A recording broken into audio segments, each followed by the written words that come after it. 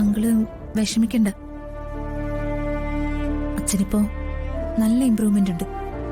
എന്നാലും സാറിന്റെ കിടപ്പ് കണ്ടിട്ട് സഹിക്കാൻ പറ്റണില്ല മോളെ. ഇത് ചെയ്ത ദ്രോഹികൾക്കിട്ട് ഇടിവിട്ടുകൊള്ളും. വർമ്മ സാറിന്റെ ഈ അസുഖമൊക്കെ പെട്ടെന്ന് മാറുവച്ചാ. പിന്നെ സാറിന്റെ കാര്യങ്ങളൊക്കെ നോക്കുന്നത് നല്ല നേഴ്സാ.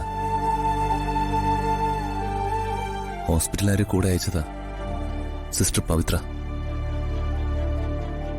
ഓ,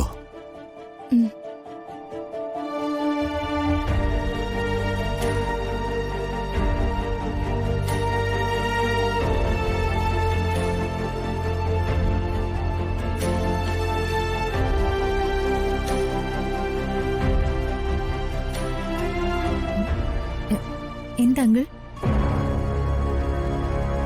അല്ല, സിസ്റ്റർ പവിത്രയെ വളരെ കാലം മുമ്പേ എനിക്കറിയാം. അല്ല, ഇത് റിസ്ക് അല്ലേ മക്കളെ?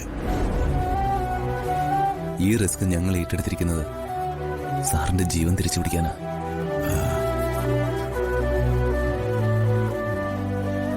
ആ പിശാചുക്കള് രണ്ടെണ്ണത്തിനെയും സൂക്ഷിക്കണം, അമ്മയും മോനെ. അറിയാം, ഞങ്ങൾ കരുതി തന്നെയാച്ചാ നിൽക്കുന്നത്.